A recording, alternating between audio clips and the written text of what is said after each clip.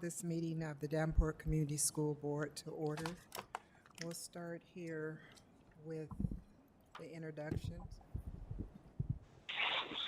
We appreciate your attendance at the board meeting. By attending meetings, you can learn about the accomplishments, needs, and concerns we face. The board meets regularly on the first Monday for Committee of the Whole meeting and second and fourth Mondays for each month for regular meetings. Open forums for the public is available only on regular meetings. All meetings are open to the public except closed and exempt sessions, which are permitted by certain sections of Iowa Code. All board decisions, however, are made in public open sessions. The board is not a forum. President Johansson, can you please mute your phone? Oh, sure. Just a second. Thank you. The board is not Yep. a forum. It is a deliberative body. Accordingly, it receives communication, both oral and written, as a medium of information. It does not debate the contents of such communication, but considers them in making decisions and the establishment of policies. During each regular board meeting, there's an opportunity to address the board by completing an open form request and giving it to the board secretary prior to the meeting. Each person may have up to 2 minutes of time to speak. This is a time of listening by the school board, so the board does not make any comments during open forum. The issues will usually be referred to the administration for further study and follow-up if necessary. When the board president recognizes you, direct your comments to the entire board and limit your remarks to 2 minutes unless extra time has been approved by the board president prior to the meeting. The school board president will recognize one speaker at a time and will rule out of order other speakers who are not recognized. Only those speakers recognized by the chair will be allowed to speak. Comments by others are out of order. The school board president shall promptly rule out any discussion by any person, including school board members, that would violate the provisions of state or federal law or open forum policy or the statutory rights of privacy of an individual. To ensure that the board can conduct the important business of the district, the following guidelines apply to all members of the public who attend board meetings. The board asks that all members in the public treat open forum speakers, district employees, and the board with respect. Individuals are not permitted to engage in conduct that interferes with the ability of other individuals to watch the board meetings, interferes with the ability of other members of the public to offer comments to the board, or interferes with the ability of the board to conduct its business. Demonstrations during public comments, such as clapping or cheering in response to either public comments or statement made by the board member, is discouraged. Those wishing to display place cards, signs, and/or banners may not block any attendees' views of the proceedings.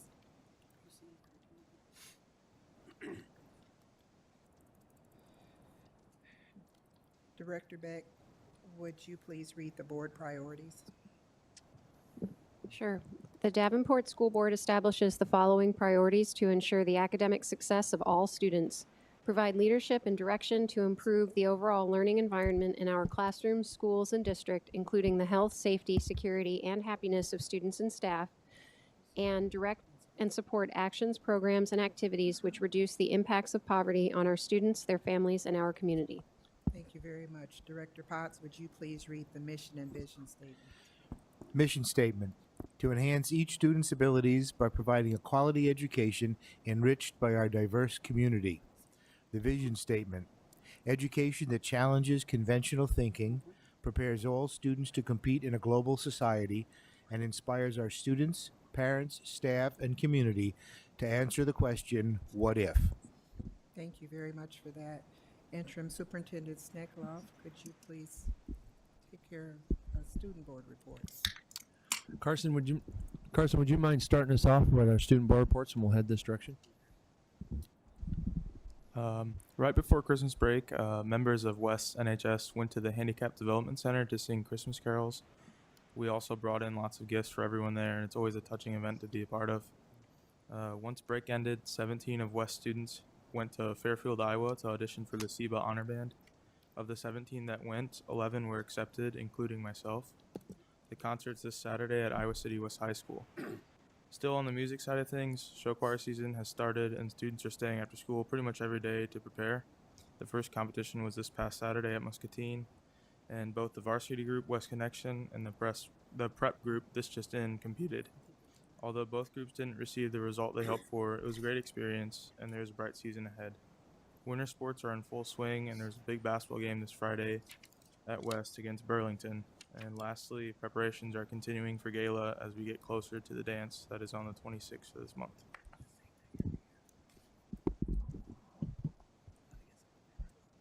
Central's JV and varsity History Bowl teams have both qualified for the National History Competition this upcoming spring. 11 Central musicians have been accepted into the Southeastern Iowa Bandmasters Association Honors Band and Jazz Band. And Central also had 6 musicians selected for the Kennedy Honor Orchestra. Due to finals this week, Central has hosted several opportunities for students to receive last-minute assistance in their classes, including Gear Up, tutoring after school, and Catch Up Academy this last Saturday. Central is also hosting specialized ACT prep classes for any juniors interested, and the 2018 yearbook staff received a first place award from the American Scholastic Press Association's annual yearbook competition. The Blue Devil Productions will be presenting The Lion, the Witch, and the Wardrobe in Kaler Auditorium starting tomorrow at 7. Central's wrestling team won their first tournament of the season at the Northeast Invitational and was named one of the QC Times Teams of the Week. The girls' freshman sophomore basketball team is off to a 12-0 start, and the varsity boys team is 10-2, which is good enough for a top 10 ranking in the state. The Blue Illusions dance team had an outstanding final competition of the season at the Dance Team Union Regionals. The team brought home first place for all male, co-ed, and prop. Thank you, Brady. Natalie. Carson. Thank you so much for those reports. It's always nice to hear what's going on in the schools. I also, before I ask for board reports, want to acknowledge that President Johansson and Director Gosa are on the phone with us this evening. Any board reports? Director Gosa, President Johansson.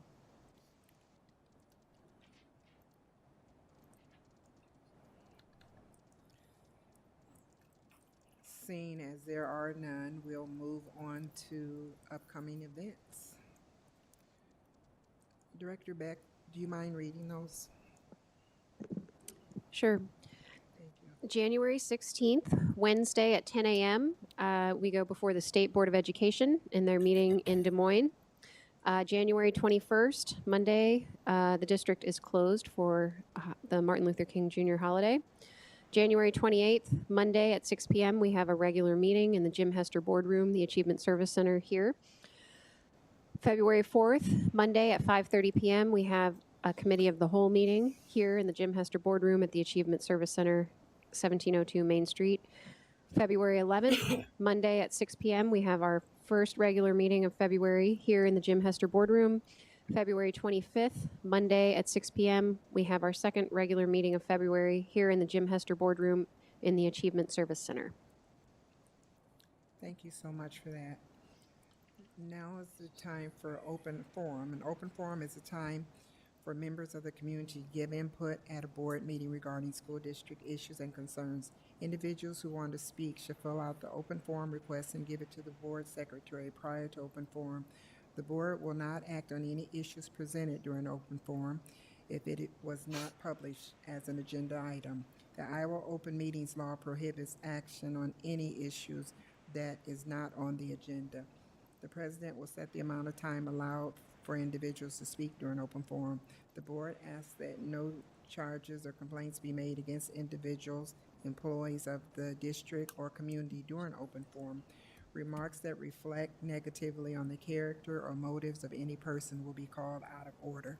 I have 3 requests here. Will be given in this order: Gina Hale, Arlene VanderMier, and Lori Dugan, or Keri Dugan, and we'll give you 2 minutes each. Starting with Gina.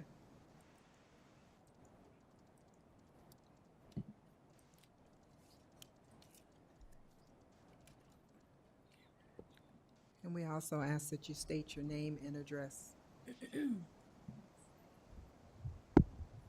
I'm always suspicious of these microphones.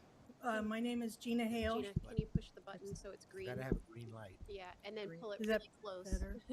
Up to your mouth. I would rather use my teacher voice. I know, it's My name is Gina Hale. I have 2 addresses, although these great United States don't recognize dual state citizenship. I live on 1028 Mississippi Avenue in Davenport and 302 East 9th Street in Del Rapids, South Dakota, because we evacuated my daughter from the school district to return her to the district we came here from. I think maybe I'll start with the question. Did you cut me off on purpose? When it's green, it's good. when it's green, it's on. What if?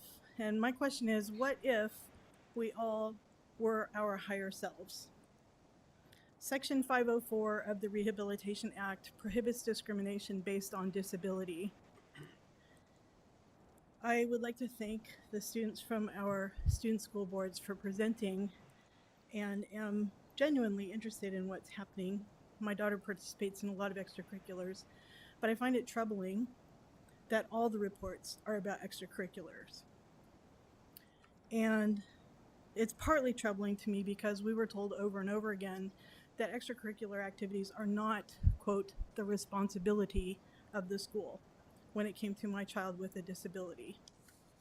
I have not talked to any families of children with disabilities who participate in extracurricular activities.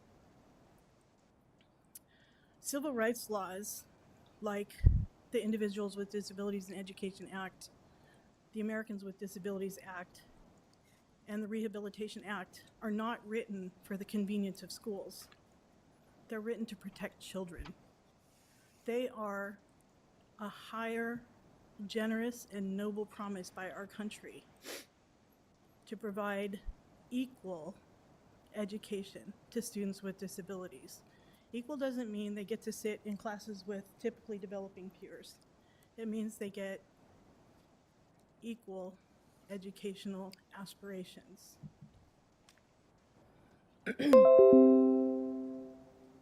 No one complains about the exorbitant cost of my other 2 children. I have a child who has less than a dozen students in most of her classes. Nobody complains about the teacher ratio. She participates in multiple extracurricular activities. She's been to Chicago 2-3 times. Nobody complains about the cost. We complain about the cost of my child because she won't amount to anything, because she's a GIMP, because she's mentally retarded, because she doesn't make us look good. We love my other 2 children. They rank high, they get good test scores, they get good grades. Nobody complains about their cost. This is discriminatory. I've been to several IEP meetings where director level people are still saying we don't have to provide prior written notice for that decision to evaluate. Almost a year into this, what would happen if everybody in Davenport who is in a position to do better got curious about what the law actually says and what's intended by the law and what it means, instead of this dogfight over scraps to produce the minimum requirement, to deny as much as possible? It hurts. You're tearing families apart. You are tearing families apart. My husband is left here alone most of the time to raise 2 teenage daughters without a mother. That is the result. That is the result of people not being curious about what this really means and not asking the question, what really is the mission of the school when we talk about providing for children with disabilities? It's not the minimum. Shame on all of us. Shame. It's not the minimum. And I come to you as somebody who has a teaching credential and did not want to teach special ed. And I pray that you'll never learn life's lessons the way I did. May you never be hit by a bus. May you never have a child with a disability. May you never experience the kind of discrimination that my family has experienced. What if we were our higher selves? That's what I want to ask. It's a noble, noble calling.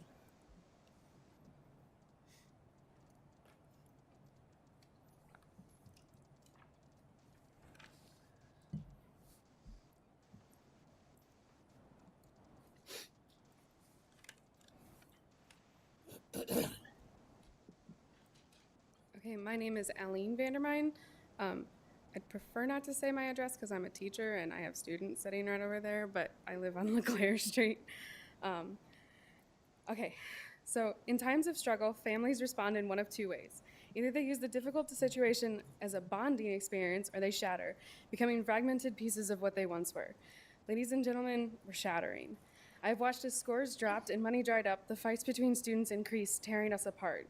I stood by as each high school was forced into their own specialty. Creative Central, business-oriented North, tech-savvy West, all to increase competition within our district. We are no longer one family, but instead competitors for your parental love. The phrase that has been going through my head for the past couple of weeks is that we've circled the wagons and started shooting in. I'm here to ask for no more. No more comparisons between schools, no more fights about who gets what, no more high school versus elementary, no more who cares that we didn't get the score that great, at least we beat that other Davenport school. But I'm not one to bring up a problem without coming up with some solutions as well. Professional learning communities have seen great success at the teacher level. Move this concept to the administrative level. Require level-alike principals to meet weekly without oversight to discuss their professional decisions and make decisions together. We no longer need to refer to the high schools as Central, Mid-City, North, and West, but instead Davenport Central, Davenport Mid-City, Davenport North, and Davenport West. All of this to start a cultural change, representing to the outside world that we are one family. Therefore, I also put forward that we should change our motto to something that reflects that cultural shift, One Davenport. Every day at Davenport Central High School, we have announcements read about the accomplishments of our students. We should use this time to share all of our accomplishments. A win for one school must be a win for all.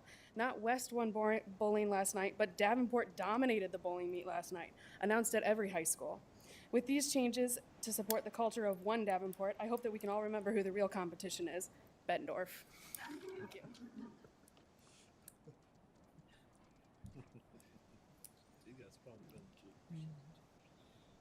Hi, I'm Keri Dugan. I'm at 630 East Colorado Street in Davenport, and I'm here on behalf of District-wide Davenport PTO. It's been about a year since we got started working for positive change in the district, and we thought we'd come and update you on our progress. As a PTO, we are stronger than ever, gaining members every day that want equity in Davenport.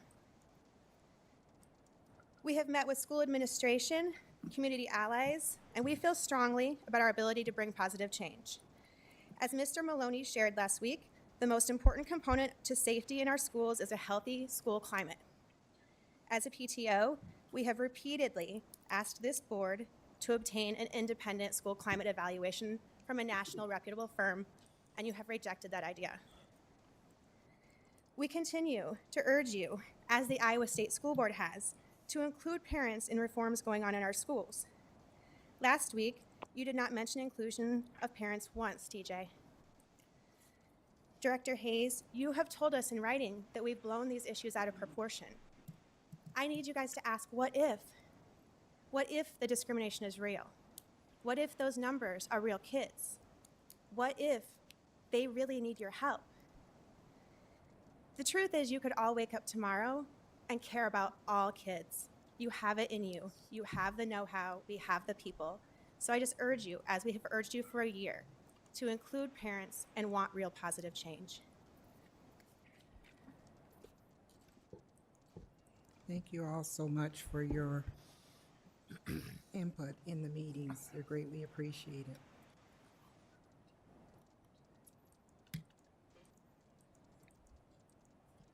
May I have a motion to accept the consent agenda? Madam President, Director Potts? I move that the board approve the consent agenda as printed.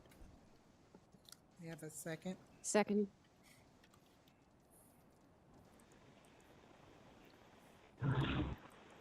Any discussion? Okay, call for the vote. Director Potts? Yes. Director Beck? Yes. President Johansson? Yes. Director Gosa? Yes. And my vote is yes. Motion passed. May I have a motion to accept the approval of bills as written? Madam Vice President, Director Beck? I move that the board approve the bills, resolved all claims presented to the board having been duly certified as correct by the secretary, reviewed by the administration and board members, and they are hereby audited and allowed as just claims and warrants drawn on the treasury for the several amounts. Further resolved, the payment of claims and salaries be approved as presented for the periods of December 6th, 2018 through December 12th, 2018, special release by the president, and December 13th, 2018 through January 9th, 2019, with the following voided check number 359736 payable to Munchbox in the amount of $139.40, incorrect vendor. May I have a second? Second. Any discussion? Madam Vice President, question. Director Beck? What does special release by the president mean in terms of checks? Claudia?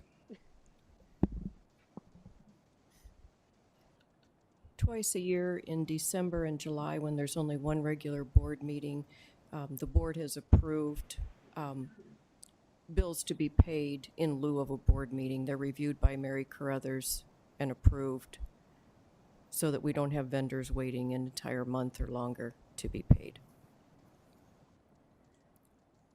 Okay, thank you. Thank you, Claudia. Are there any additional questions?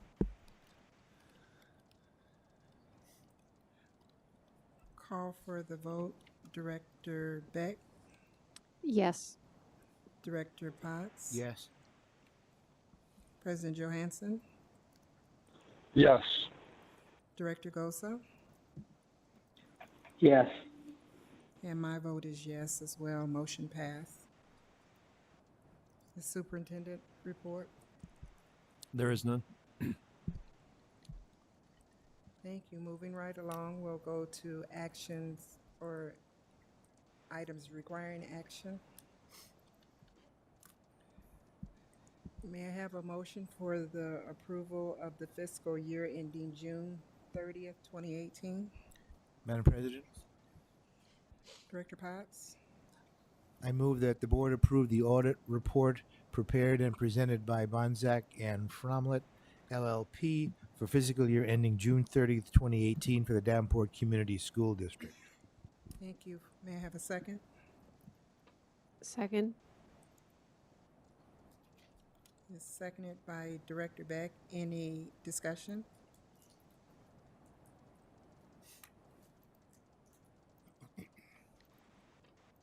Director Gosa or Johansson, any discussion?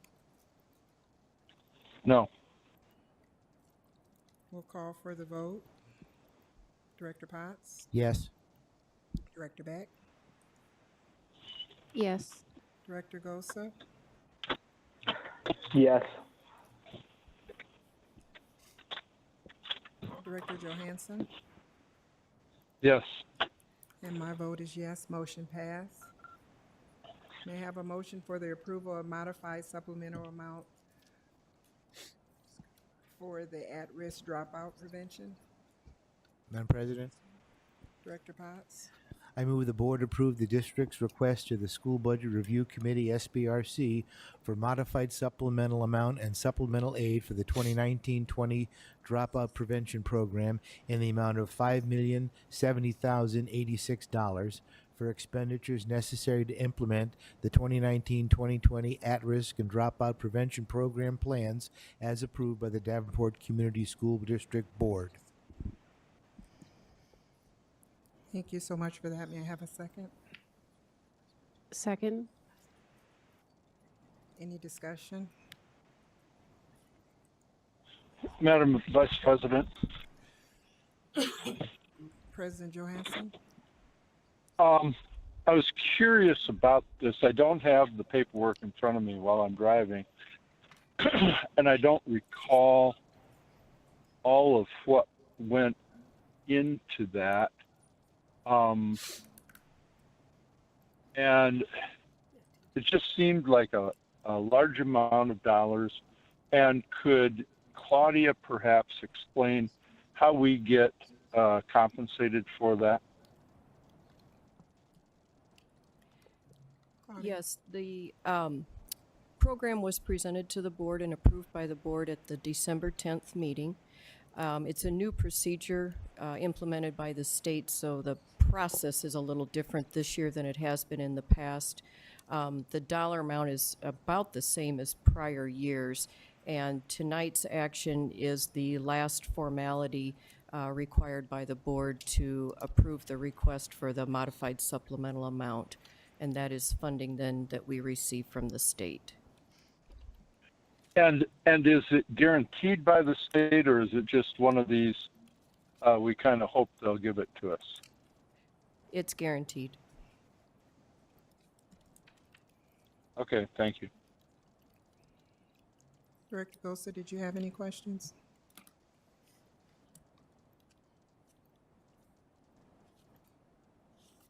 No, I do not. Director Beck? Yeah, I have a couple of questions, both for myself and brought by a constituent. So when we went through the budget reduction and we talked about the modified allowable growth realignment, where we are able to save general fund money by moving allowable expenses into this budget, that was about 1.7 million, 1.783 million, according to this. And now we're asking for 5 million in supplemental aid. So how do those two things line up? Are they? The realignments that were talked about in the budget reduction plan are part of the $5 million. The $5 million is the amount that we are allowed to ask for. And the realignment is how we're choosing to use some of that money to relieve some expenses that are allowable to be taken out of the general fund and put into the allowable growth budget. Okay, that makes sense. So we'd be spending that money anyway. We're sort of subsuming that 1.7 into this 5 That's million. correct. Okay. And then let's see. A question from the constituent about associate principals. So there are 19 according to the financial report. We don't have them at elementary schools. We have one at each intermediate school, and there are 14-ish then split between the high schools. Are they, if I remember correctly, they are taking on some of this work under the modified allowable growth budget. Is that correct? No, that was not, remember we were realigning administrators? Okay. Yeah, originally, but they're not part of that.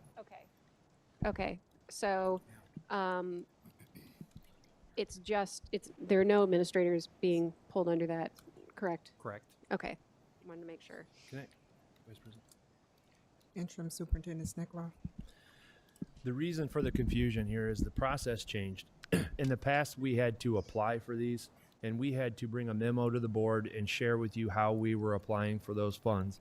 Well, the process that has changed is the approval now comes from you, from the board. And you guys approved the process.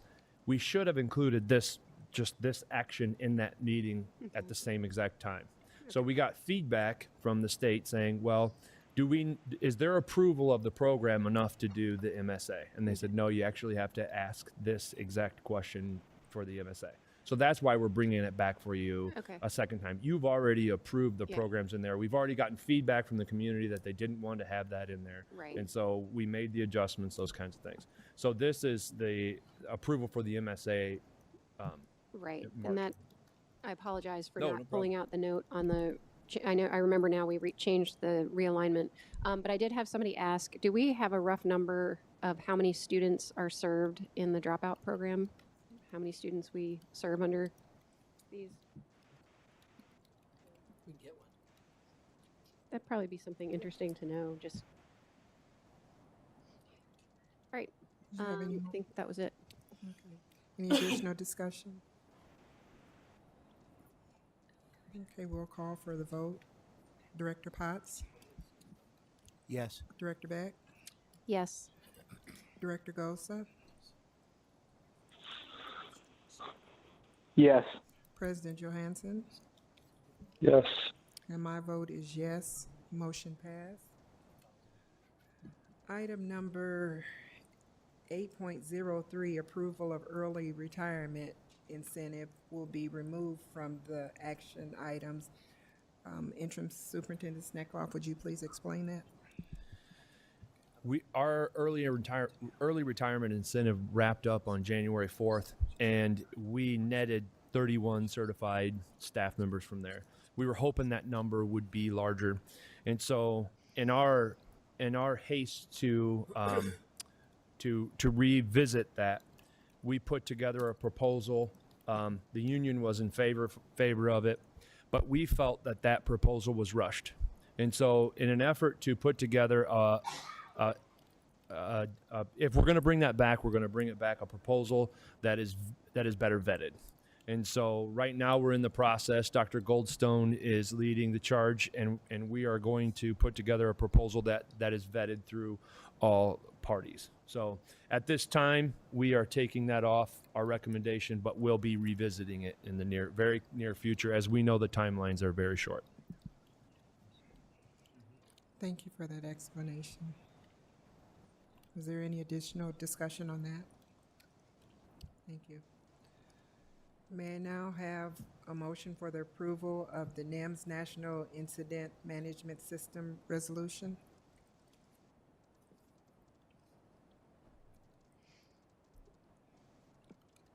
Madam Vice President, Director Beck? I move that the board accept the recommended action, that the board approve the following resolution adopting the National Incident Management System. Do I have to read the whole thing? Do I read the whole thing? Okay. Whereas Homeland Security Presidential Directive HSPD 5 from 28th of February 2003 established the National Incident Management System, NIMS, and whereas the NIMS establishes a single comprehensive approach to domestic incident management to ensure that all levels of government across the nation have the capability to work efficiently and effectively together using a national approach to domestic incident management, and whereas the NIMS provides a consistent nationwide approach for federal, state, and local governments to work together to prepare for and respond to and recover from domestic incidents regardless of the cause, size, or complexity, and whereas the NIMS provides for interoperability and compatibility among federal, state, and local capabilities and includes a core set of concepts, principles, terminology, and technologies covering the incident command system, unified command, training, management of resources, and reporting. And whereas beginning October 1st, 2004, all federal departments and agencies shall make adoption of the NIMS a requirement to the extent provided by law for providing federal preparedness assistance through grants, contracts, or other activities to local governments. Now, therefore, be it resolved that the Davenport Community School District, DCSD, Board of Education hereby adopts the National Incident Management System, NIMS, as its system of preparing for and responding to disaster incidents. Adopted this 14th day of January 2019 by unanimous action of the DCSD School Board as resolution number 2019-1, effective immediately. Thank you so much for that. May I have a second? Second. Any discussion?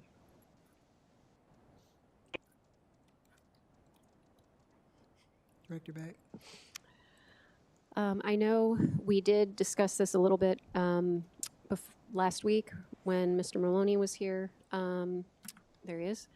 And I do have one question. It says that it's essentially a requirement for certain grants. Do we actually accept those types of grants? Is this something that we absolutely have to do? We would accept those kinds of grants. This, in particular, this is what is called public assistance grants, and those are grants offered by FEMA after a disaster to repair, replace buildings or equipment that are damaged in a presidentially declared disaster. So this is simply maintaining our eligibility for those grants. Okay, and then there was some question about the title that would be given to our security officers. So I believe that it said law enforcement officers, but if I remember correctly, Mr. McKee said it was actually law enforcement unit. And I know we had some concerns because law enforcement officer is a very specific thing. People are certified. Our security officers are not under that umbrella. And yes, you'll take up consideration of that nomenclature at a future date. We're still working through the particulars of the nomenclature. This has to do actually with compliance with FERPA. And we still have some questions to submit to our legal counsel to make certain that we have precisely identified the use of this terminology. The term law enforcement unit as applied to the security staff is very particularly called out in a guidance letter from the U.S. Department of Education. And the same applies to our SROs being referred to as school officials. And those two terms, as I said, are very particularly called out. Before we bring that to the board for consideration, you will have some additional information and we will have an opinion from legal counsel. okay, so I just want to clarify, adopting this resolution Has no effect doesn't on have an those effect two on those pieces of terminology. No. Okay, thank you.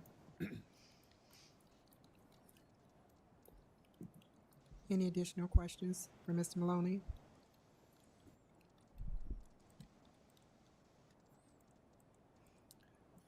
Director Gosa or Johansson?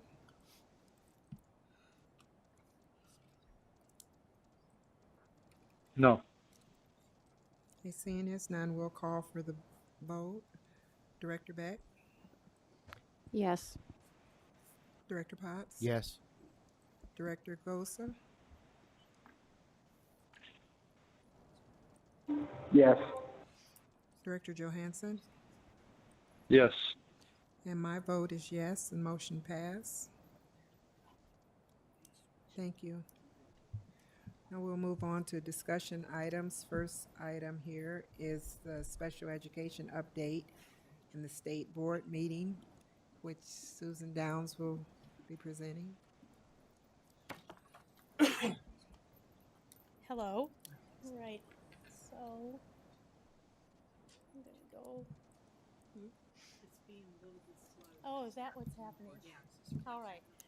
So while we're waiting for that to pull up, we're going to. At the last meeting, we talked about a format for me to present our updates. Where's the? Is that taking them a while too? Yeah. The documents? Taking a few minutes to. Okay. Okay. Yeah. So we talked about the format for presenting the updates for the individual citations and then for Comp Ed. So that's what we're going to present today. While we're waiting for that, I do have a little bit of other data I can share that wouldn't be part of the presentation. One of the things that Sandy will be talking about at the state board is the professional development that we've been providing to our staff, and as I noted last time, that this is ongoing and that our last date for professional development won't be until really the end of May. So that will be in progress all year. And honestly, this year is just the start of our professional development. We will need to be doing ongoing professional development throughout the next couple of years as we really work at changing our system and our delivery of service. But as it stands, we have 283 teachers who are going through the PD. We have 26 AEA support staff who are going through the PD, and then 14 other staff from our special ed department that are also attending the PD. We've addressed the prior written notice PD, but we will be coming back to revisit that again. We've looked at the teachers and AEA staff have had professional development in the evaluation process and disproportionality and how those two interact with each other, the functional behavioral assessment and behavior intervention plan process. We will, this Friday, there it is. This Friday, we will have, it's a district PD day, and all general ed and special ed teachers will receive the professional development over the 2 citations or 3 citations that revolve around disproportionality, so the evaluation, identification of students, and then our discipline. And we will be sharing data with them. We have elementary teachers in the morning and secondary teachers in the afternoon. Now what happened? Oh, boy. What I'm going to do is I'm going to go put those on this hard drive. real Okay. quick, And then put it on this. All right. desktop. I don't, can you guys pull it up? Do you have it in front of you? No? I got All right. it now. So- It said it popped up on mine. Mine's not doing Yeah, but click on it. Okay, yeah. Let me try. Okay. I have a question along the lines of what you were saying. You answered one of them when you said that PD would be ongoing for the next Yes. couple of years. Do we have plans in place for onboarding new instructors or new teachers and new staff as well, so that we maintain this as, and for periodic re-evaluation, retraining? Yes, so that will be part of, we're right in the process right now of developing our plan for this summer and then into next school year. In fact, it was a topic we talked about at one of our meeting today between the AEA and us. And so that will be part of definitely new teachers because we have turnover, and how we will, we have days with them before school starts anyway, so how we will use those days, but then also how we will catch them up with the professional development that we've had. Also, we have turnover even within the district where somebody who's been teaching in general ed for the last few years may decide they want to return to special ed, and we will need to make sure that they get the professional development. So we're just in the process of mapping out what that should look like at least through the end of next year, but we also will need to include gen ed or have access to general ed teachers just like we do this Friday, because there are pieces of this that they should be included in, and we've talked about that. We're going to take about 5 minutes to give Mary time to try to pull this up, so you'll actually have something to speak from. Yeah, okay. Exactly. I mean, I could talk about it, but it'd be nice for you guys to have it to look at. Loading just very slowly. Yeah, Okay. okay. Okay, little let's 5-minute try, even it out. Let's do 6:55. She should Okay. be back before then. All right, perfect. So there's one document that didn't show up for us, but that's okay. I can still talk about it, but I'm going to, well, now where's my arrow? Pull this one up. So last time I shared with you how Amy Williamson is sharing the data with the State Board of Education, and she broke out all of the citations individually, and then I talked about how those citations actually fall under Appendix A and Appendix B. And so she summarized Appendix A and Appendix B as well for the State Board of Ed. She just broke out some of the individual citations. So we talked about that really the meat of it is Appendix A and Appendix B, because that's where all of the citations are. And so we had talked about that. That's what I would share is the progress on that, because that hits all those individual ones. It's just some are getting done faster than others, but the key is that we get them all done Does that make sense? All right. So last time that we met, which was, you can see we have 11-1 data. That was the data shared at the State Board of Ed. And then last time, which was 2 Mondays before break, I can't remember, but the last board meeting, then I shared the data as of November 30th. And so for Appendix A, we were at 39% complete. So they had completed 18, and I have out of 47 of the individual citations. Since then, it's been reduced to 46 because one of the citations was actually a duplicate for the same student. And so it's just really 46.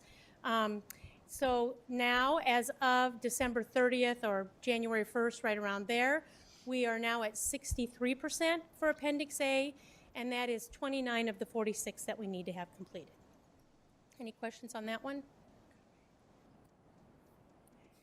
Yes. Are we going to make the deadline? Yes. We're pretty confident that we're going to make the deadline. Okay. And then this is sort of slightly off topic. This was 47 IEPs that were reviewed as part of the desk audit.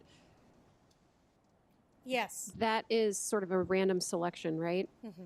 So have we gone through others to make sure that they are also not having the same problem? Yes, and in fact, good question. So this 2,866 number, which is in Appendix B, is pretty much, not all, but it includes pretty much all of our kids. Now, part of that was the letters that we sent out, the 860, so I'll talk about that. And then the rest were actual either reevaluations, or if we didn't require reevaluation, at least an IEP meeting, but they're all IEP meetings. Okay.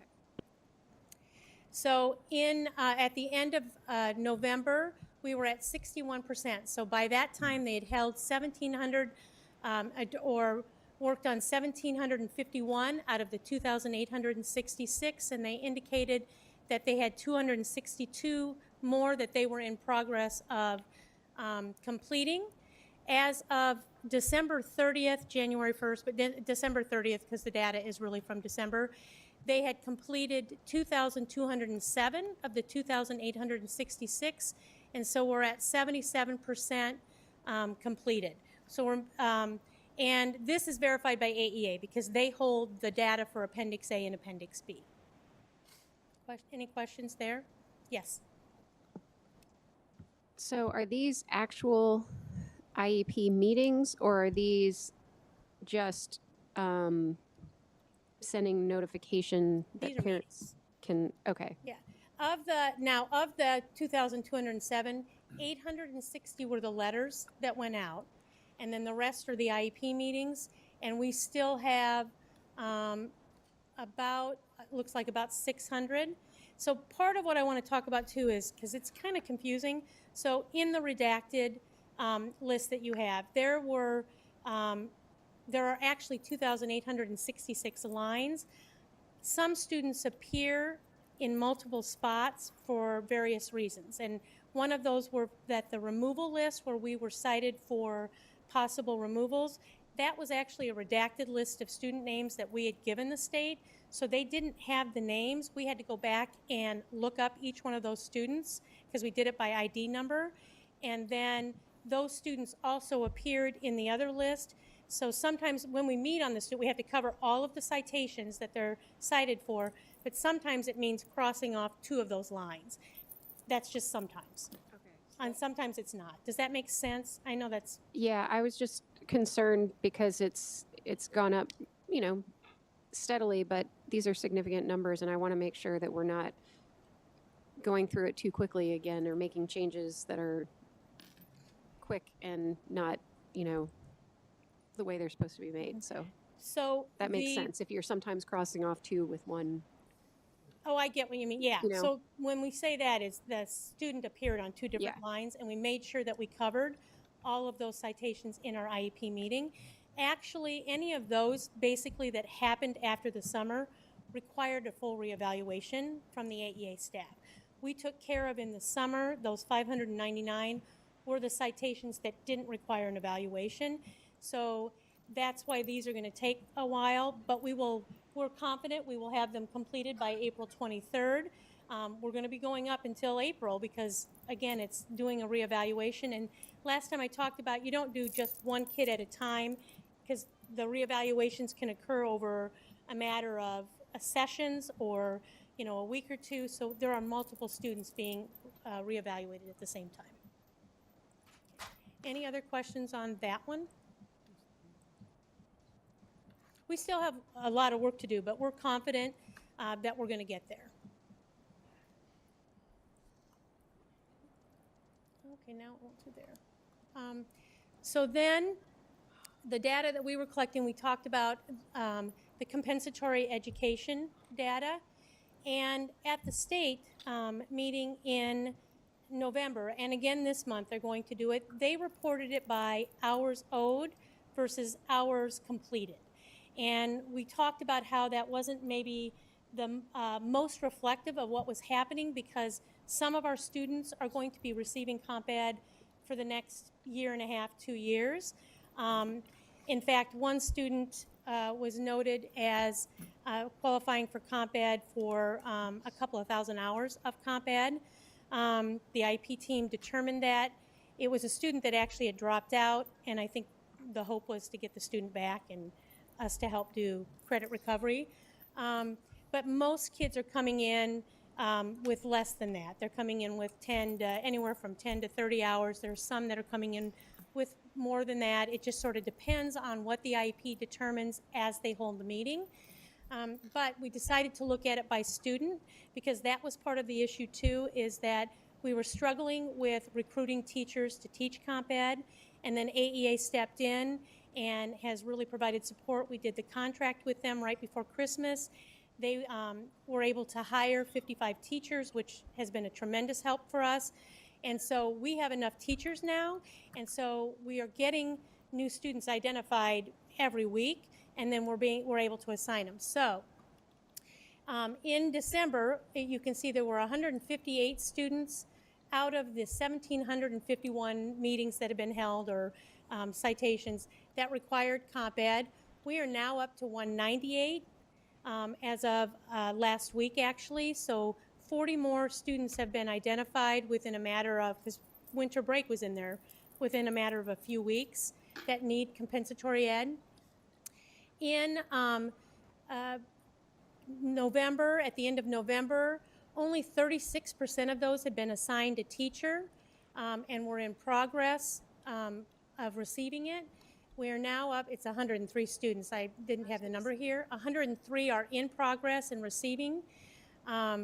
We have 21 students as of Friday that were in need of a teacher, so I'm going to talk a little bit about that.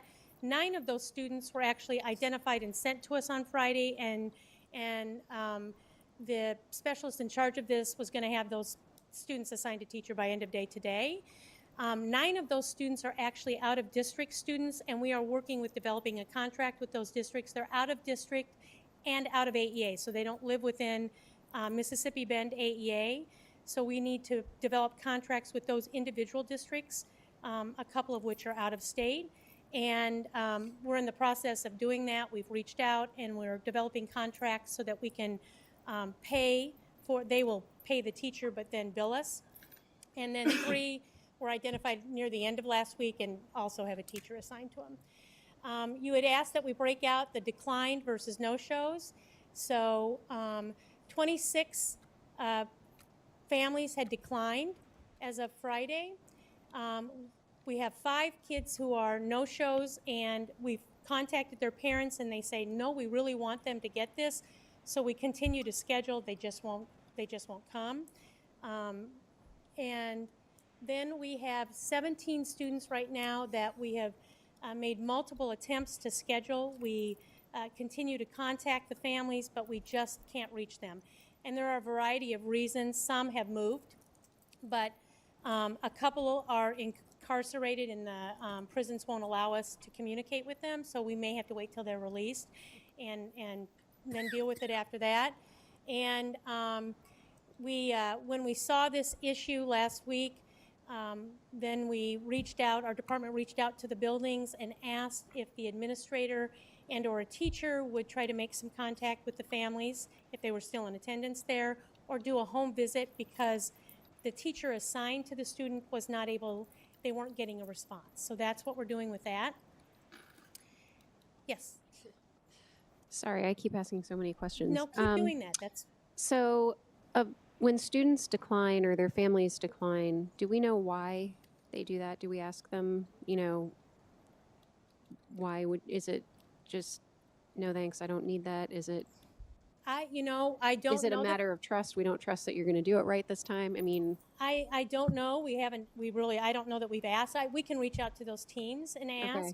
Some families are just not interested, Yeah. but there might be some of the other two. There Okay. really might. I will tell you, we've also had parents decline and then later call us and say they changed their mind and then we schedule it. okay. So, And then the no response, you mentioned incarceration, that was the students were incarcerated? Mhm. Okay. Because it seems to me that would be a perfect place to receive compensatory education. yeah, it and a would if perfect the time. prisons would let us through.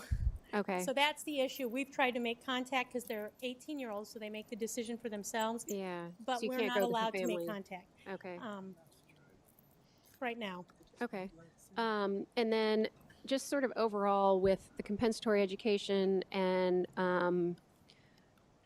some of the other things that we're doing, do we have any way of getting feedback afterward from the family, like Sure, like a we could send out satisfaction a survey. or Yeah. and it can be anonymous, and I Yeah. know it's self-selecting who answers these kinds of surveys, but I think it might be helpful to have some way of getting feedback. Yeah. And also from, students who are currently in our programs probably wouldn't be a bad idea every once in a while to survey, Mhm. are you satisfied? Why not? What's the issue? But I think just to make sure that when we are, I know the AEA is administering a lot of this as well, but making sure that we're doing this really well Mhm. so that we don't end up with this kind of situation again. And then Yeah. moving forward, making sure that we're talking to families and meeting their needs as much as possible. Yeah. So, No, okay. we can do that. Absolutely. Yes. So it's okay to understand that the comp ed can take as long as it needs to be. Mhm. It's not an April issue. Yeah, yes, it can. And so you mean like it could go over a couple of years? Absolutely. The IEP team looks at all of the data and then they determine, and they have to provide their rationale in their prior written notice, but they determine what the comp ed should look like with the parent, hopefully with the parent present. Sometimes the parents aren't there, but hopefully with the parent present. Okay, and the AA is okay with keeping those teachers as long as we need them? Yes. Okay, Yes. thanks. Any other questions on that? And Yes, then- I have. Oh, I'm sorry. Susan, I have a couple. That's okay. If I heard you right, did you say one student had over 2,000 hours of Yes. compensatory? So 2,000 hours, if my brain is working right, would be over 10 years worth of compensatory education. Is that right? I don't think it worked out that it was several hours a day. Well, but think about what our regular education is 178 hours a year, I think. No, it's And so if you 178 just round days. that off, It's 178 days a year. 178 days. Okay. So 2,000 hours. 2,000 hours. How many days would that be? That would be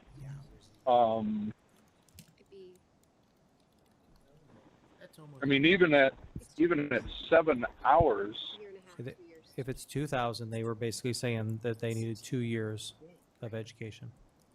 So they need 2 years of education, and what we're theoretically, isn't the compensatory education to resolve 1 year worth of violation, or does this go? I'm just curious. How do we get to a number that's so big? Well, it's up to the IEP team to decide that. 'cause I that's understand. all right. I understand. So they have to look at, they absolutely, The accreditation covered a couple of years, but they had to look at data. They looked at attendance data. They looked at data over progress over several years of IEPs. They went back and looked at data. But again, it was a determination by that team. And so I think what you're telling me is that the determination by the team didn't have any boundaries on time. If they had said it was 10 years worth, then that's just the way it is, right? The IEP team gets to determine that.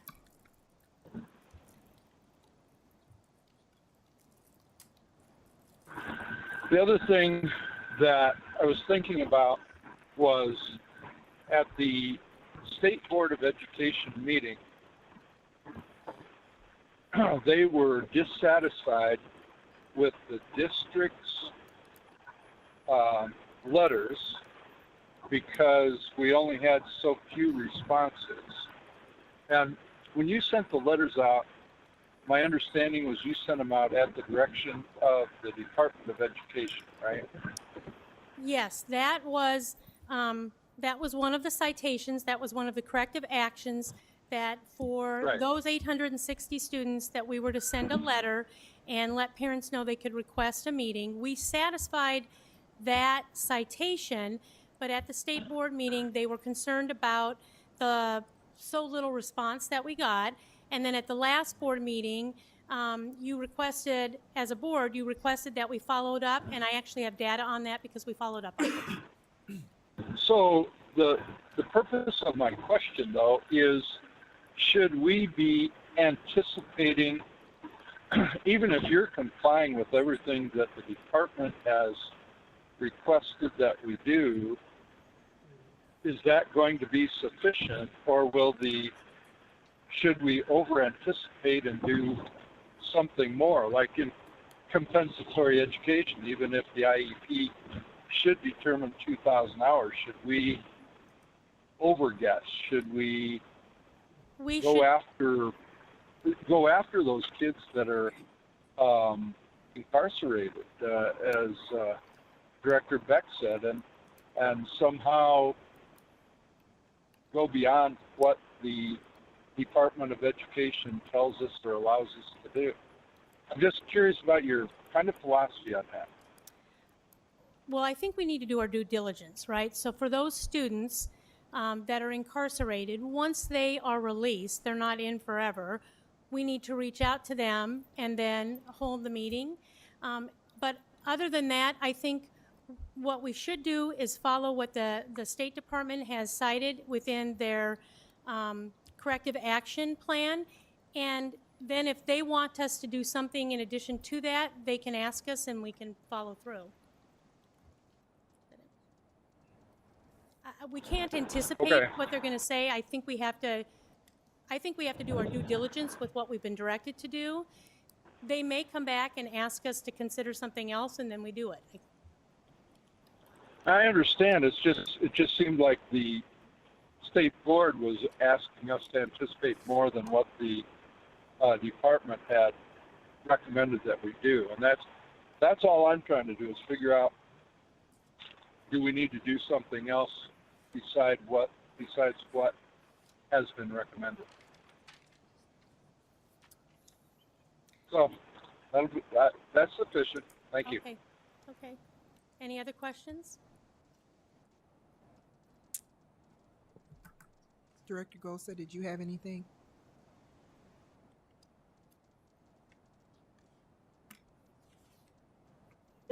No, I do not. Okay. So the next, I gotta see which ones I've got here. So this is just the graph the pie graph we looked at last time, updated again with regarding the total students owed compensatory ed, and then those that are currently receiving, those that we've completed, those that still need a teacher as of Friday. That will have changed. Well, it changes every day because as new students come in, then we have to add them to the list. And those that have declined and those that we are still reaching out and trying to get a response from. But this just breaks it down, and then you can see it in the pie graph form. We talked about this. This is the link to this because it gets updated every week. You were sent a link in Google so that if you wanted to click on, you could follow it every week because we update it probably by every Friday night is about when it gets updated. Just so you can keep track of that. I am going to show you the most updated for hours owed. So we owe 5,000, I can't read it from here, 343 hours, something like that, 984 in progress. The purple are the declined hours. So you talk about the student that was awarded 2,000 hours of compensatory ed. She's a student who had dropped out. The team actually did a home visit and asked her, and she's 18, so she makes the decisions for herself, rights have transferred, and she declined those services. However, until she ages out, until she's 21, if she were to come back and ask us, we would, just like other people who've declined, if they've come back and said, no, we changed our mind, we want it, but right now that's how many have been declined. And a big bulk of that was that particular student. So we just wanted you to see that. Any questions on that before I click? I'm not gonna. Yes, Susan. So I apologize for being so concerned, but I'm thinking about the way the state board is thinking. And if we have a student that declines, then do we have additional responsibility, even if they're 18, to go back and say, you really, really need this? And is there something beyond due diligence? Because my guess is that we'll be asked, why didn't you hammer on that student a little bit more? Why didn't you do more? Is there more we can do to convince them that this is the right thing to do? President Johansson, this is Sandy Schmitz. The state board really has only they have the authority to make sure that the district carries out the report as written by the Department of Education. And so in the cases of the individual citations, what the Department of Education has required is that the IEP teams get back together for all students that were noted in the report. The power is in the IEP team. That's where the decisions are made, and the Department of Education is asking those teams to get back together to review certain student situations based upon different areas of citations. So that part will stand because no one can question really, except for an administrative law judge, the decision of an IEP team. As far as the parent letters, I am very confident that the district has really gone above and beyond what was required as far as making multiple attempts with phone calls, home visits, so on and so forth, and is also going above and beyond in allowing students up until the age that they age out, which would be age 21, to be able to come back and get services that they are now either declining or are not interested in receiving. I'm very confident that the district is doing what they need to do, and in some cases above and beyond. Well, and I appreciate that. You understand that my concern, though, that if the board says it doesn't really matter, you're going to do what we say, even if the department said it's the IEP team, because we don't have the authority to say, sorry, that's not legal. Is that something? I'm just trying to anticipate the meeting in a couple of days and what they're going to say. And so if something like that comes up, should we just accept it and then try to deal with it later? Or what happens with something like that? I cannot anticipate anything that the state board would require IEP teams to do at this point. Of course, you know, you can never say never. But Yep. I think we also could spend a lot of time and resources trying to anticipate. And so I think that we move forward as directed with the report, which the district is doing. I am extremely confident that all the individual students mentioned in the report will be addressed by April 23rd through the AEA and the district's efforts, and we'll work on systemic things beyond that. So I'm feeling very, very positive at this point. My comments to the state board on Wednesday will be very positive. Okay, thank you. So the next pie graph that I'm showing you is actually for the 860 letters. So we had heard from 13 parents, and at the last board meeting, Director Goza had requested that we go back and try to reach out to the parents we hadn't heard from. So I put a team together who got a process together, and that's what we did. And what we did is we contacted each special ed teacher and had them then reach out to the parent. We gave them some talking points around why they received the letter in the summer and would they want a meeting. As of Friday, we have, out of those 860, 777 were ours to contact. And then the other 80 were actually speech-only IEPs, and so AEA took care of that, and they've reached out. And then of the 777 that were ours, we've been able to reach 680, I'm going to have to look at it here, 683 families. And from that, we still have some we're trying to reach, but we're continuing to make that effort. And from that 683, there's an additional 54 meetings that have been requested, and those are being scheduled. And we're going to continue trying to reach the ones that we have not been able to get a hold of yet.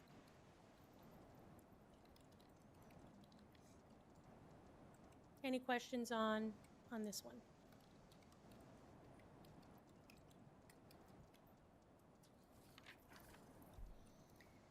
All right, so that's all the data I have to present based on what we had said I would bring to your meetings just to keep you updated. Anything else? Any other questions or comments? Director Gosa or Johansson?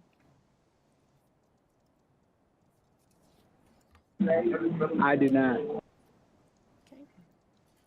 Thank you so much for that thorough update. Now we'll move on to Phase 2, and Interim Superintendent Sneckloff will be presenting this. We are entering this week. We have received an agenda, and we have received the requirements for documents to be sent to the state. Our administration has been in contact with Amy Williamson to discuss what it will look like. So I want to give you guys a brief report of what it's going to look like. So right now we are going through what is very similar to what a district goes through frequently, which is a desk audit. They're asking for, different items from different departments. And so they've kind of created a slick system to do that where we're uploading documents to them. And our goal is to have all of those to them by the 18th. That way, that'll give them time to review, ask us questions going into our Phase 2. And that's this month? Huh? This month? Yes, the dates for our Phase 2 audit are January 29th, 30th, and 31st, and 1st. And what they're going to do is they're bringing 10 to 15 people from the Department of Ed, bureau chiefs, an array of people. And they are going to conduct interviews with staff members, community members, parents, that range from teachers, paraeducators, administrators, to all the whole gamut. While they're conducting those interviews, for 2.5 days, they're going to take a district leadership through a comprehensive plan called I think they're calling it the DAMI, which, that's a modified version of the SAMI, which our schools are going through. And basically what this is an assessment of our multi-tiered system of support. And through this process, we will become stronger. Our organization will become stronger. And so our phase 2 audit will begin on the 29th, 30th, 31st, and 1st. Currently, we're uploading desk audit items to them, and their team will arrive on the 29th, and we will begin there. They're going to begin by interviewing our district level leaderships, our superintendents, associate superintendents, our directors of that nature. From there, they will spend the week of February 4th writing a report. And when they leave, when they leave to write the report, they will give that report to us, and we will then begin to move forward if we need to make any adjustments or corrections. That report will be presented to the State Board of Education in March at one of their state board meetings. So that's the process that lays before us. We wanted to make sure that the board was aware of what was coming of us. We know that this is a very quick timeline. The State Board of Education, I think, has really tried to get us that information as quick as they can, and they're getting us the documents and the agendas and those kinds of things as fast as they can, knowing that they're coming off of a major phase audit of the AEA. So right now, I would like to open it up if you have any questions or comments or for me.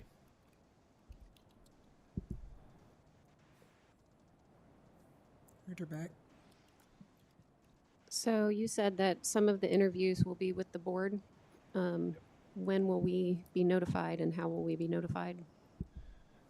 Typically, they will contact you with a time, but I gave the agenda to Mary, and I think Mary's going to give you a forewarning of that.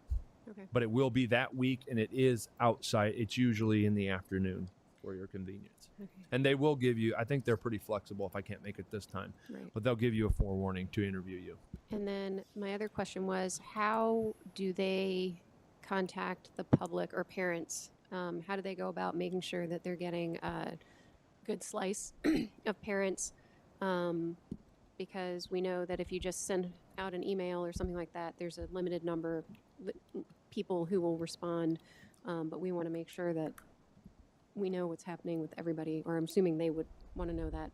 So how do they go about soliciting information from parents and then from the public if they do something different for public versus parents?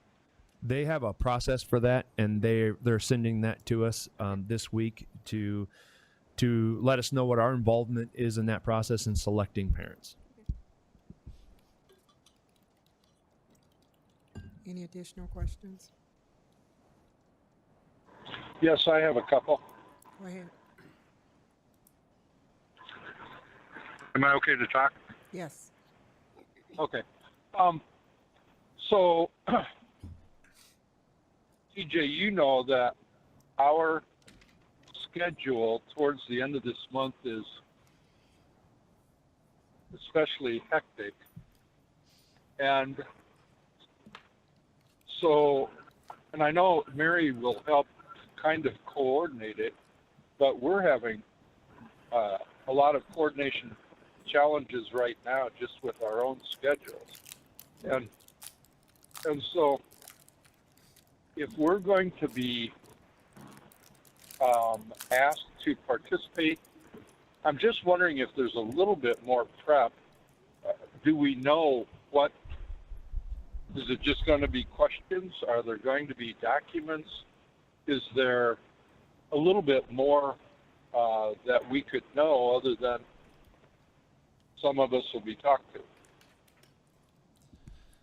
I think that's kind of the point of these interviews is they don't want anybody from the district to prep you. They want to invite you and allow you to come and speak freely. So I will continue to dig into the items that were sent to us to see if there's any kind of prep work for the board, and to see if there's anything that they're specifically requesting for the board. But as of right now, I only see that you will be scheduled to be interviewed by different members from the Department of Ed. Okay, I mean that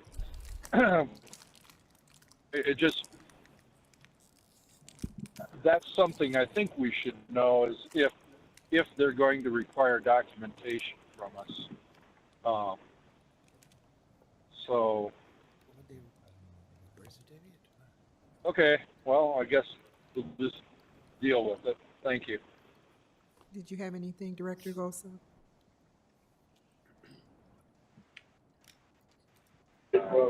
No, I do not. Dr. Potts? Okay, thank you so much for that update. For budget, we will have Claudia and Interim Superintendent Sneckloff.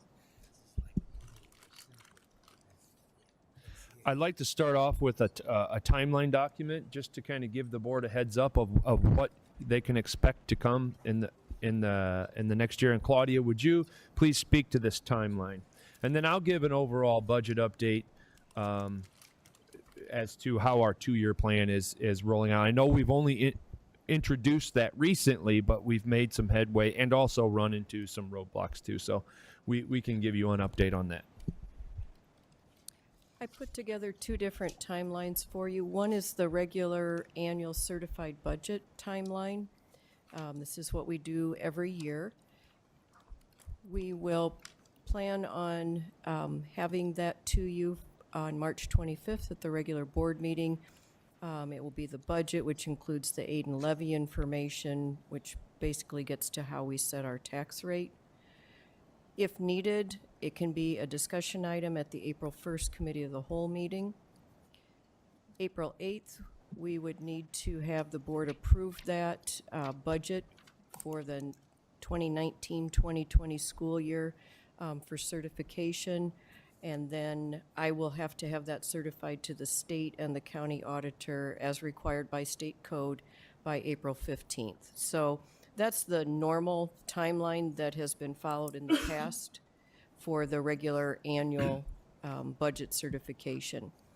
Then I also gave you an update for our next SBRC hearing. The next SBRC hearing that we're required to attend is on March 12th. Prior to that, by February 8th, I need to have our exhibits submitted to the Department of Education. That's their deadline. They review all those documents.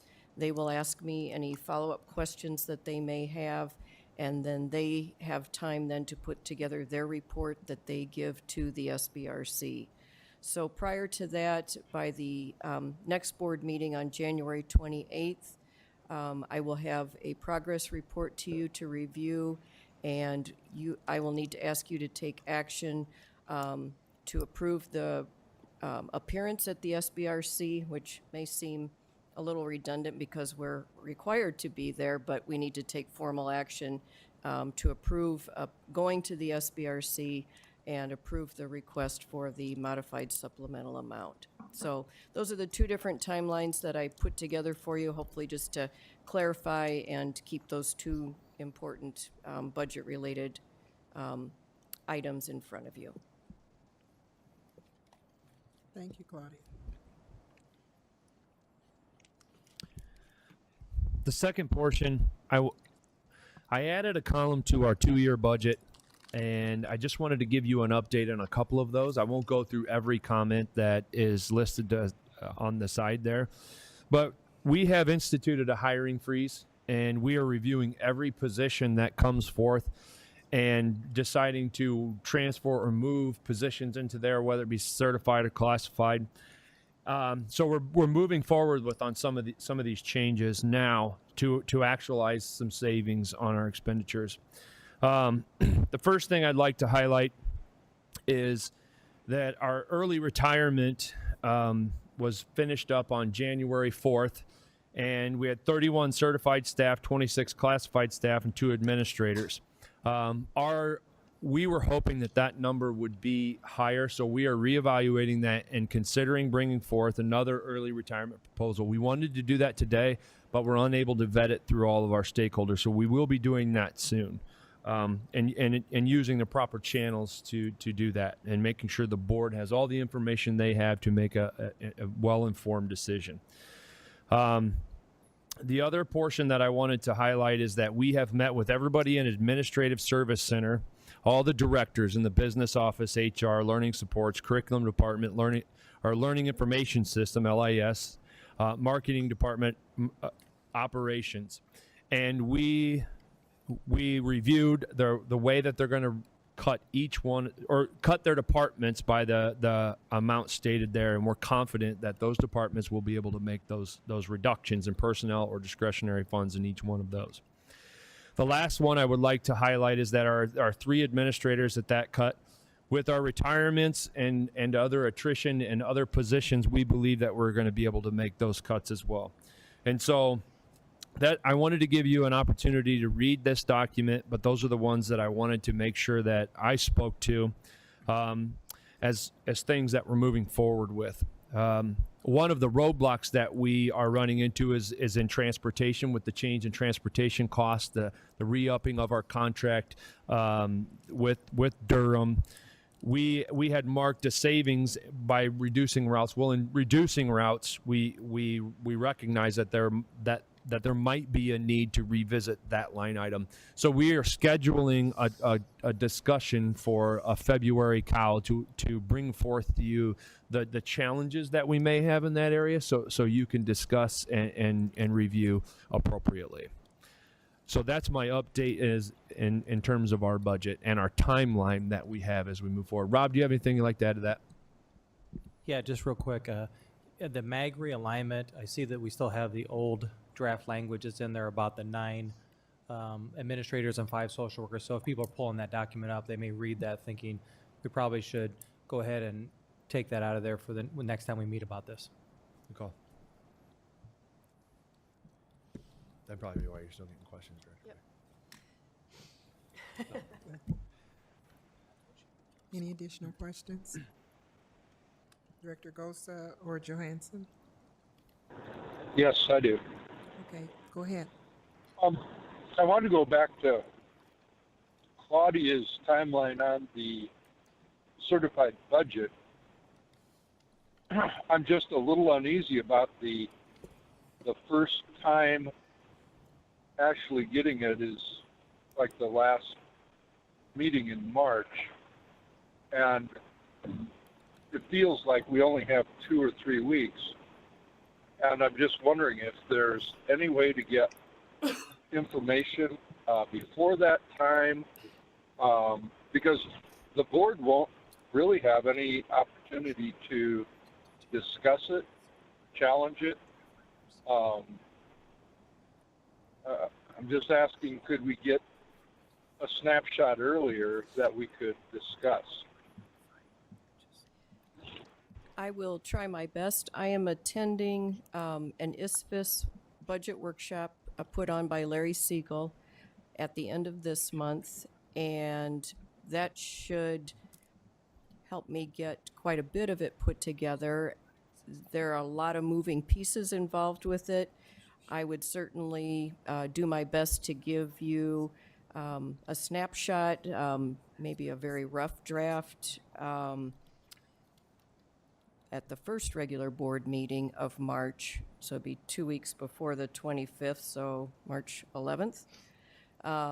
I will try my best to do that. In the timeline, there is opportunity for discussion at the April 1st Committee of the Whole, but I will do my best to have something to you at the first regular board meeting of March. So I appreciate all that. While you're talking, I'm just thinking about the past years, and I'm thinking about past issues that the board has dealt with,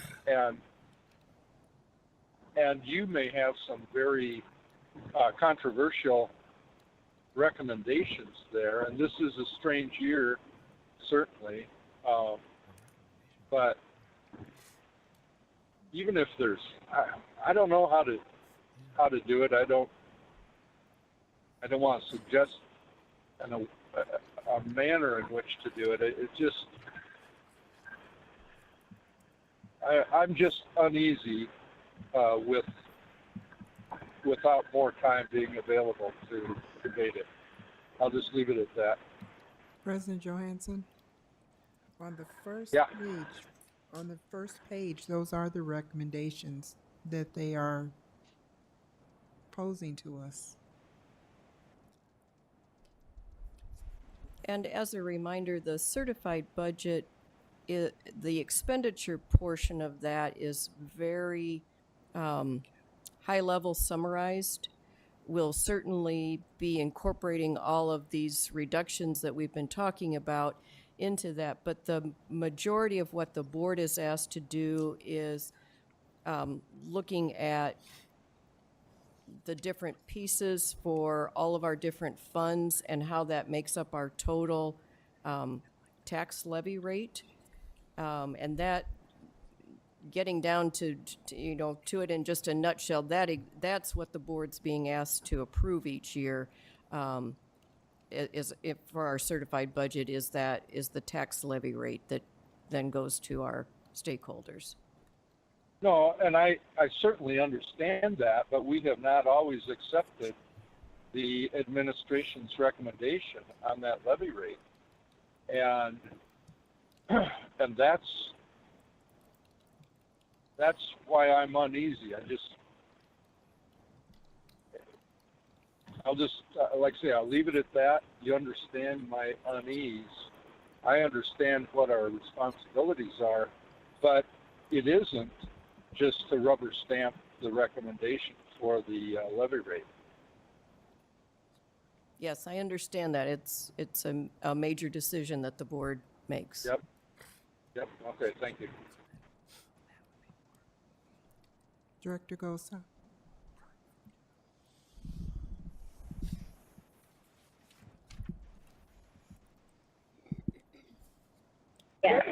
I don't have anything Director Johansson asked what I was going to ask. Director Potts, did you have anything? One question that I had was the reduction of the paras and also increasing the class size for the K through 12.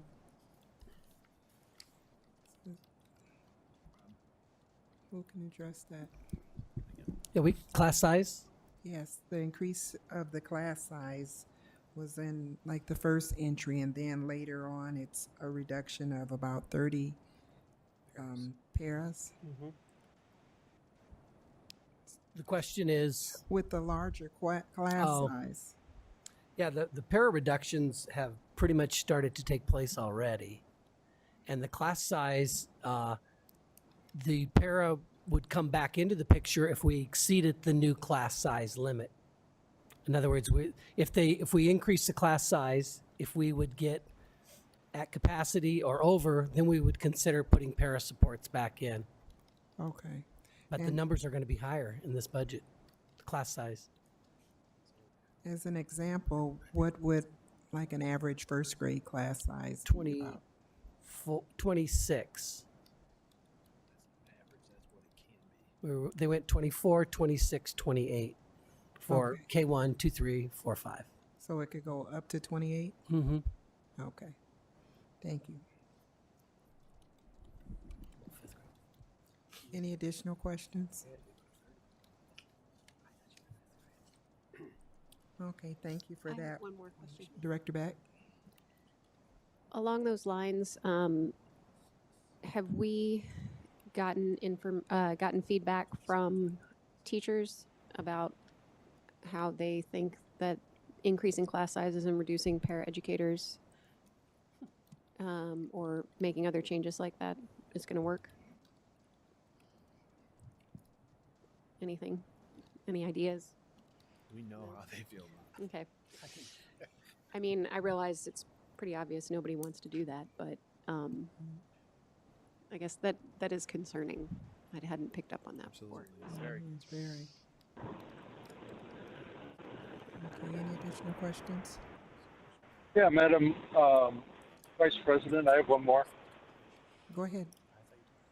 So, following Director Beck's question and thinking about some of the comments made in open forum and thinking about the State Board of Education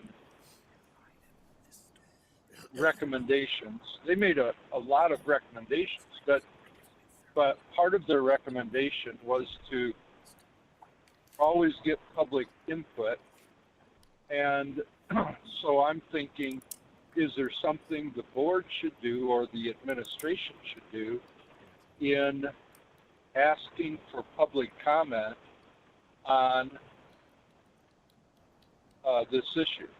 Because there will be, certainly for every position that is considered, there's going to be thoughts. We've had some people already come to public forum, but I'm just thinking maybe there's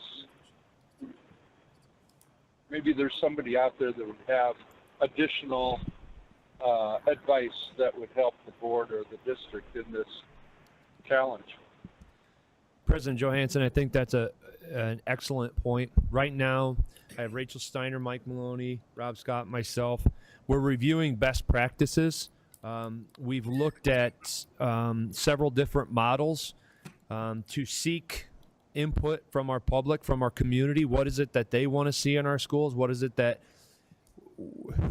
how do we move forward with that process? Because the decisions that we need to make moving forward in this district are going to be very important decisions that need public input. So right now we have been working diligently on that. And we have a process that we think will include stakeholders.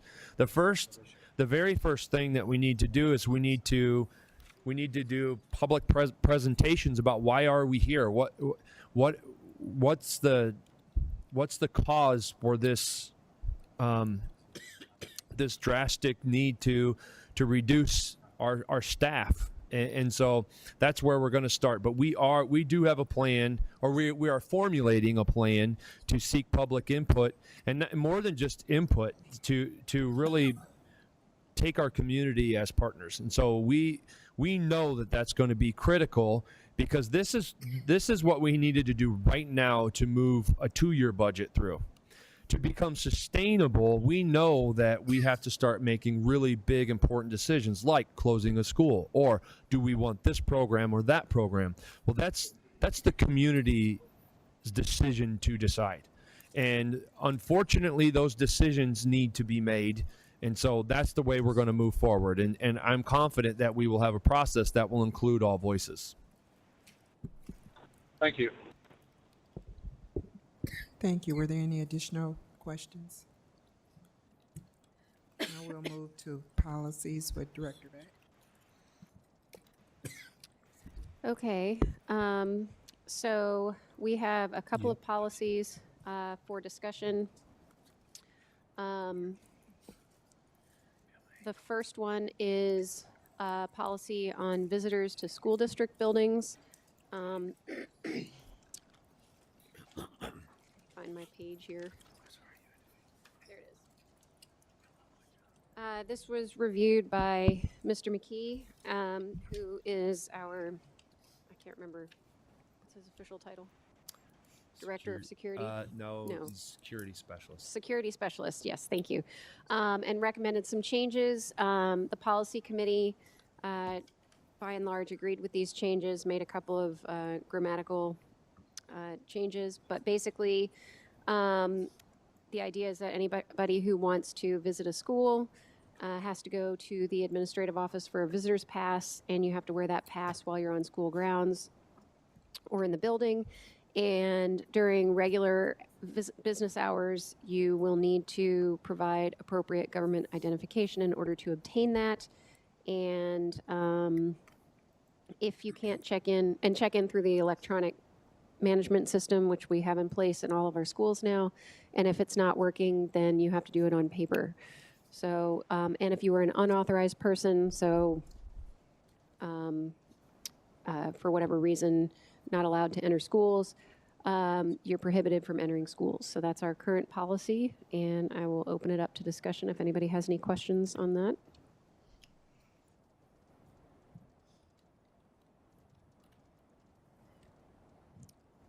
Director Gosa or President Johansson?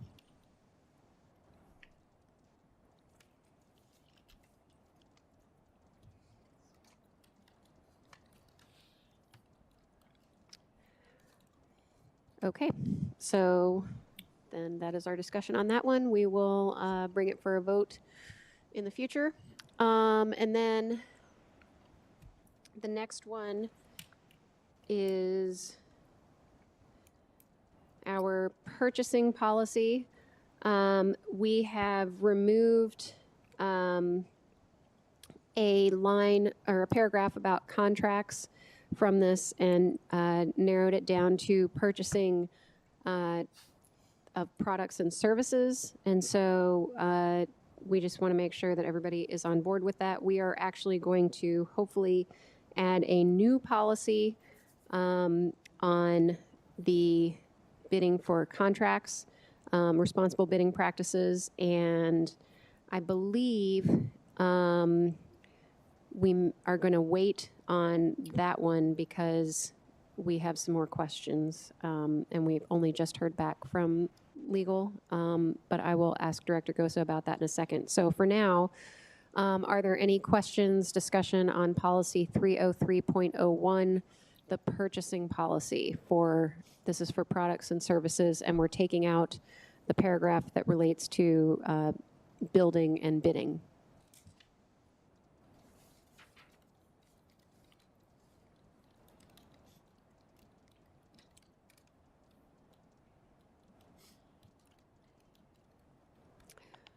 Director Gosa, President Johansson.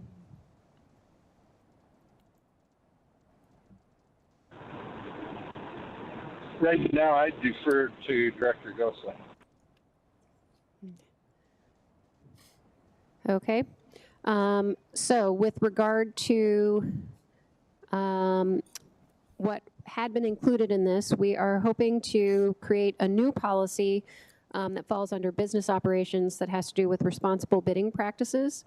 But what we have here, I believe, is changing again. So Director Gosa, is that correct? We are going to hold this back and discuss it again as a policy committee?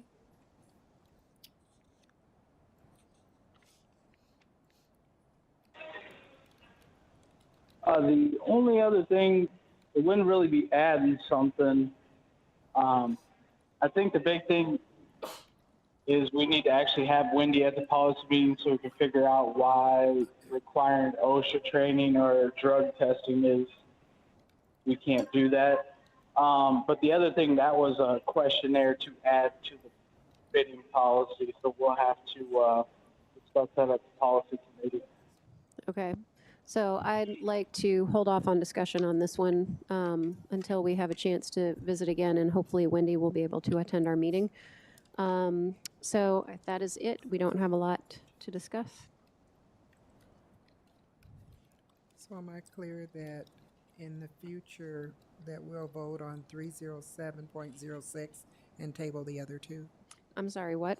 That we will be able to move forward on 307.06 and table the other two for Wendy and further discussion? 307.06. The first one. Oh, the first one. visitors of- Yes. Where did it go? Visitors to school district. Yes, that one we will be able to vote on.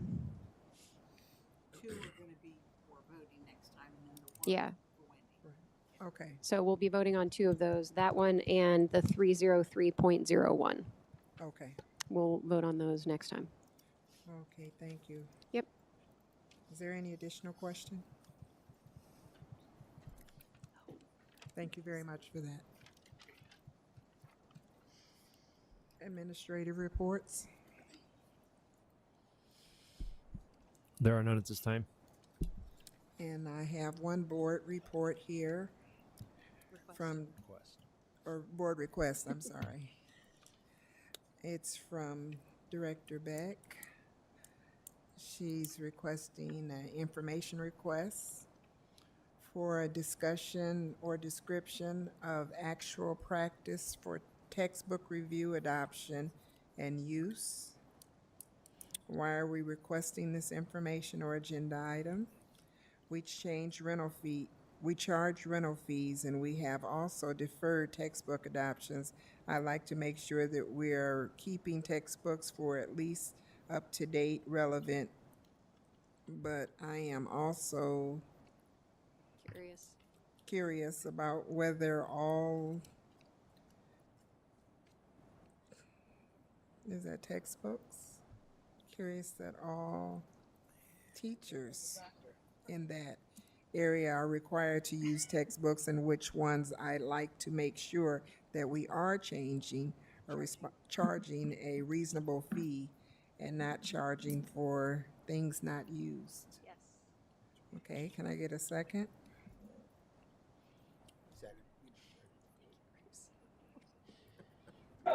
Second. Okay, thank you. Second. One from Director Potts. That's 3 and 4. Okay, when would you like this information or agenda item? And she'd like it as soon as feasible. Are there any additional things? I have one thing here. It's not a request, but just for informational purposes, to double check your calendars and make sure that Tuesday, January 22nd at 5:30, that we start the interview seminar. It's an open meeting followed by a closed meeting for presentation of candidate slate by HYA Ted Blessing. It's here in the ASC boardroom and executive boardroom. The candidate interviews will be held in room 3 and 4 at Tax Slayer Center at 1201 River Drive in Moline, and that will be on Friday, January 25th, starting at 1 o'clock, and they go through to 5:15. Three candidates will be interviewed, and on Saturday morning, the additional 3 candidates will be interviewed between 9 o'clock, and we should be done by 2. On Monday, January 28th at 4 o'clock, the board meets to identify semifinalists, and this is a closed meeting. On Tuesday, February 5th, Wednesday, February 6th, and Thursday, February 7th at 8 each day. 3 finalists will have 3 full days of touring the schools and meeting administration staff and community members. And 5:30 each evening on the 5th through the 7th, second round interviews with finalists, and these are closed meetings. And all of the interviews from Friday and Saturday are closed interviews. On Saturday, February 9th, the board meets to identify preferred candidates. Time and place will be determined. Those are closed meetings as well. And on or before March 1st, the board offers the contract to the finalists. Okay, with that being said, I will entertain a motion to adjourn the meeting. So moved. Second. And call for the vote. Potts? Yes. Beck? Yes. Gosa? Yes. Johansson? Yes. And my vote is yes. The meeting is adjourned.